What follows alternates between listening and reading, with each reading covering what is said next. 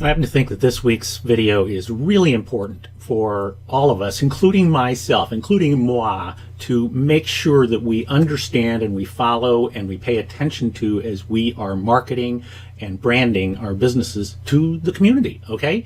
I mean, let's think about this for a second. You know, we can't say that everything's getting back to normal. You know, they've tried to say that for weeks now.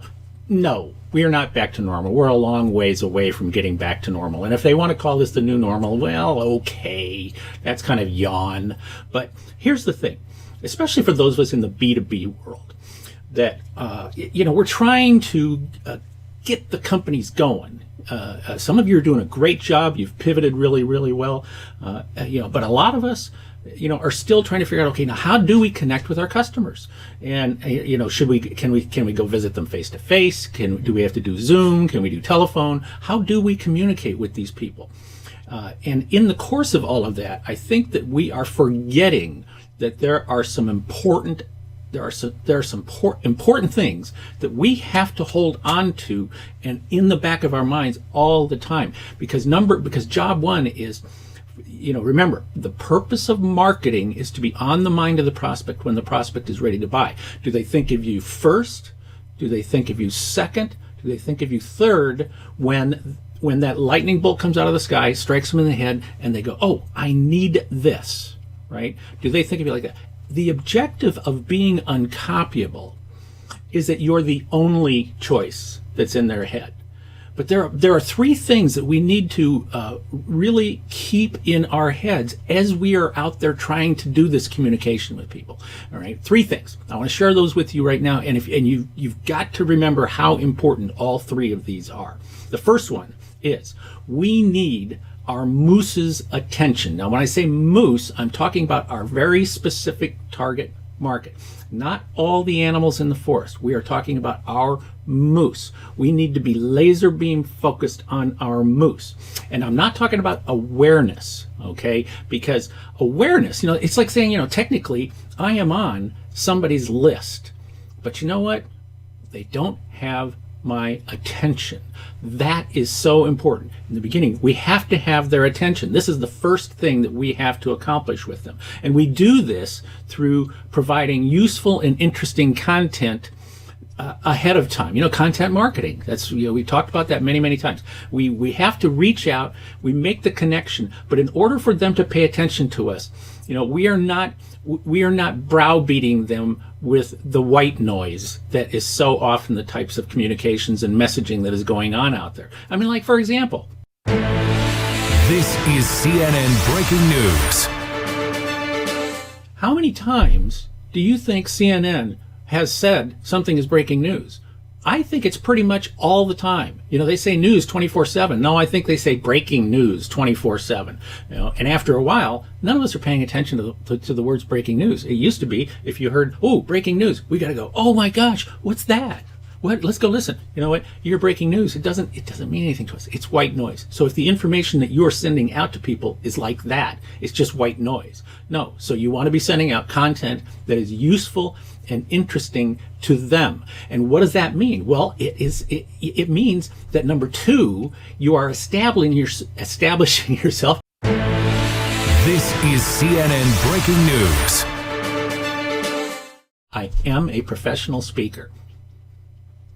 Oh, yeah, breaking news, more breaking news. What I mean by that is you become an authority to them. You are providing information to them. You are sending communications to them. And whether you are doing this, and I'll tell you what, a lot of my clients are finding that direct mail. Now, I'm not arguing about using email. I'm talking about in addition to something like email, that you also use direct mail, because direct mail is super, super powerful right now. Now, there are ways to use it that are better than just mailing out catalogs. This is CNN Breaking News. White noise, right? That you want to provide useful and interesting content to them so that they want to listen to you, that they want to give you their attention. That's really, really important. We get their attention. We establish that we are an authority. We are highly regarded by them. Maybe if ideally that we are seen as a solo resource for something that is going to help them solve a problem, show them how to get from here to there, right? To help them get results, to face a challenge or give them new ideas or something like that. But you're not just selling stuff, okay? And then while you're communicating with them, the third thing, and especially now more than ever, is that you are showing empathy. That they feel, not only see you as an authority, but most important of all, that they are looking at you as being, they literally think that you are talking to them alone, that you understand. They feel they almost understand you, that you understand them personally. Okay, there's a lot for the last, I'm going to say, year or so, ABM, account-based management, has been, kind of the shiny object now.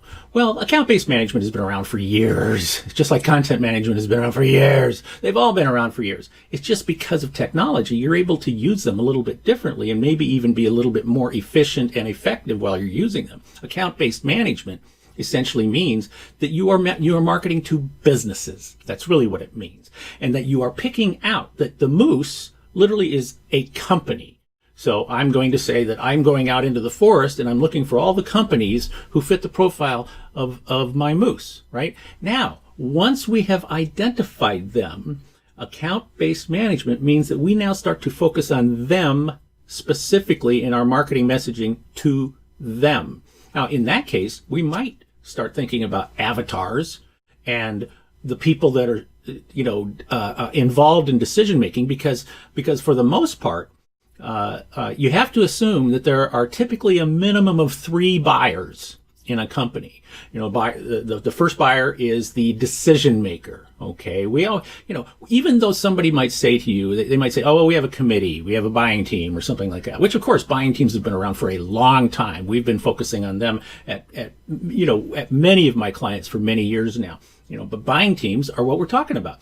And, the more we can understand each person that's in that buying team and laser beam focus in on them and understand them and talk to them personally, well, we can establish empathy with them. So they feel like, yeah, we do understand them personally. So the first type of buyer is the decision maker. And there's always somebody who can say yes. I find that true. I've almost never found that not to be true. There's always somebody who can say yes. Everybody can say no, but there's always somebody who can say yes. They might ostensibly say it's going to be a committee thing, but for the most part, it's one person who really, if they want it, they're going to get it. Okay, that's the first person. The second person is the person who writes the check. Who knows who that might be, right? And the third person, very important, right, is the end user. Okay, person who's going to use the product that you're selling to them. All right. Now, in some companies, those 3 buyers are the same person. We get that, right? But the bigger the company, I better get my hands in the screen here.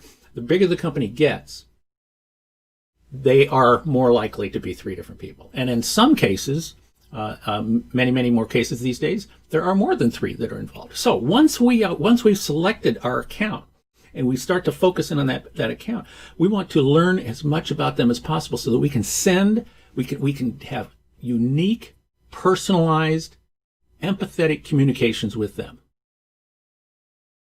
So, got to get the attention of our moose. We have to establish authority with them. And number 3, that personal contact. This is what helps make us uncopyable in their eyes, is that we know them better than anybody else knows them. That's what we got to do.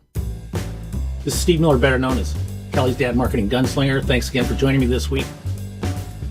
Go out and get them, stay safe, and always be uncopyable. I'll see you.